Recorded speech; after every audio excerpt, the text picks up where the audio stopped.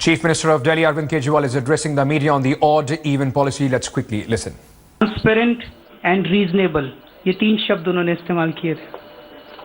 उसको मद्देनजर रखते हुए दिसंबर के महीने में दिल्ली सरकार ने पूरी प्रोसेस को ट्रांसपेरेंट करने के लिए सभी स्कूलों को कहा कि आप अपने अपने क्राइटेरिया खुद ही बना लीजिए।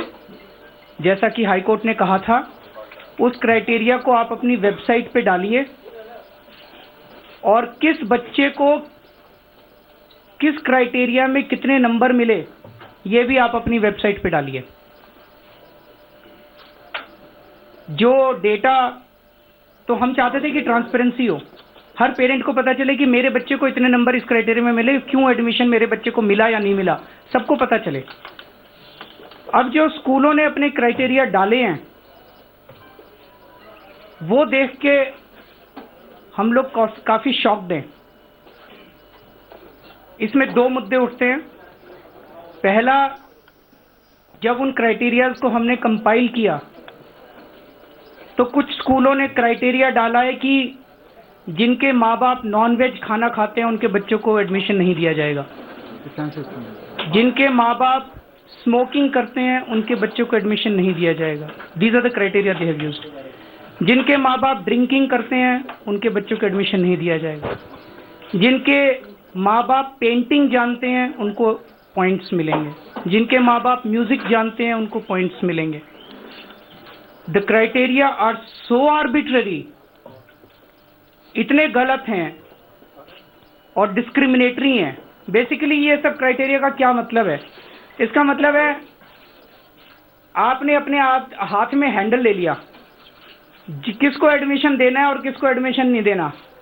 अब आप कह दो इसके पिताजी तो स्मोकिंग करते हैं, कोई पूछने थोड़ी जाएगा, कोई जानने थोड़ी जाएगा। तो आपने अपने हाथ में इतने सारे हैंडल ले लिए कि जिसको एडमिशन देना उसको एडमिशन दो, जिसको एडमिशन नहीं देना उसको निकाल दो।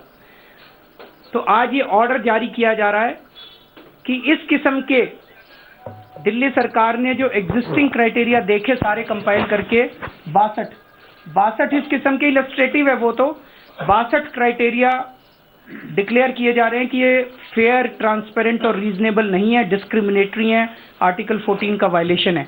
और उनको वो but these 62 are not, they are just illustrative, indicative कि इस किस्म के क्राइटेरिया अलाउ नहीं किए जाएंगे। दूसरा, आपको ये जान के हैरानी होगी, ढेरों प्राइवेट स्कूल्स ने जबरदस्त रिजर्वेशन कर लिया है। मैं आपके सामने 3 स्कूल दिखाता हूं। ये एक स्कूल है, नाम ठीक नहीं है लेना। इस स्कूल ने 75% सीटें रिजर्व कर लिया, 25% ओपन में है केवल। Only 15% seats are 25% seats are open for your kids. बाकी 75% सीट्स रिजर्व्ड हैं। ये दूसरा स्कूल है, इसमें भी 25% सीट्स ओपन है। उसके बाद ये तीसरा स्कूल है, इसमें भी 25% सीट्स ओपन है, 75% सीट्स रिजर्व्ड है। 75% सीट्स किस चीज की रिजर्व्ड है? 25% तो कोर्ट भी कहता है 25%, और वो जो ईडब्ल्यूएस की रिजर्व्ड है। उसके अलावा किस्म किस्म के कोटा बना दिए हैं, मैनेजमेंट कोटा, सिबलिंग कोटा, फलाना कोटा, ढिमका कोटा, किस्म किस्म के कोटा बना के 25% सीटें केवल उन्होंने ओपन में छोड़ी हैं। तो आज ऑर्डर ये जारी किया जा रहा है कि 25% कोटा केवल होगा। कोर्ट ने कोटा अलाउ नहीं किया था कि कोटा आप कर सकते हो। 25% कोटा ईडब्ल्यूएस का है, 75% सीट्स आपको जनरल में जनता को देनी पड़ेगी। तो आज हम 50% हर स्कूल में सीट एक्स्ट्रा जनता के लिए खोल रहे हैं, जो सीटें इन्होंने अपने मैनेजमेंट के लिए और इसके लिए। ये मैनेजमेंट कोटा क्या है? ये स्कूलों में मैनेजमेंट कोटा, कॉलेजों में मैनेजमेंट कोटा, क्या है मैनेजमेंट कोटा? मैनेजमेंट कोटा मतलब मुख्यमंत्री अगर सिफारिश करे तो उसको एडमिशन दे दो, एजुकेशन मिनिस्टर सिफारिश करे तो उसको एडमिशन दे दो, कोई जज के बच्चे की सिफारिश आए तो उसको दे दो, एसएचओ के बच्चे को दे दो, पुलिस कमिश्नर की सिफारिश आए तो उसको दे दो। इनकम टैक्स वालों की सिफारिश आए तो उसको दे दो, और या सीटें बिकती हैं। इन दो के अलावा तीसरा तो नहीं है, या तो सिफारिशी और या पैसे में सीटें बिकती हैं। यही है मैनेजमेंट कोटा, और तीसरा उसमें नहीं है।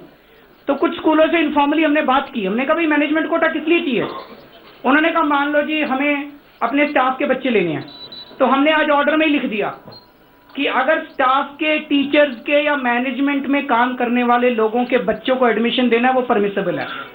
मैं इस स्कूल में काम करता हूँ, कोई भी एम्प्लॉई हूँ या स्टाफ हूँ या मैनेजमेंट में काम करता हूँ, मेरे बच्चे का एडमिशन होना वी विल परमिट। आप उसको क्राइटेरिया में डाल दो, कोटा मत बनाओ, आप क्राइटेरिया में उसको नंबर खूब दे दो, हमें कोई दिक्कत नहीं है। आप अपने जहाँ पे आदमी काम कर रहा है वहीं पे उसका बच्चा पढ़ना चाहिए, ऐसा हम मानते हैं, कोई दिक्कत नहीं है। हमने कहा इसके अलावा, कहते हैं जी वो SHO आता है उसके बच्चे को देना तो पड़ता है, कैसे करेंगे, नहीं तो हमारा स्कूल कैसे चलेगा। कहता है आपके यहाँ से, मैंने कहा दिल्ली सरकार से कोई सिफारिश नहीं जाएगी। मैं कहा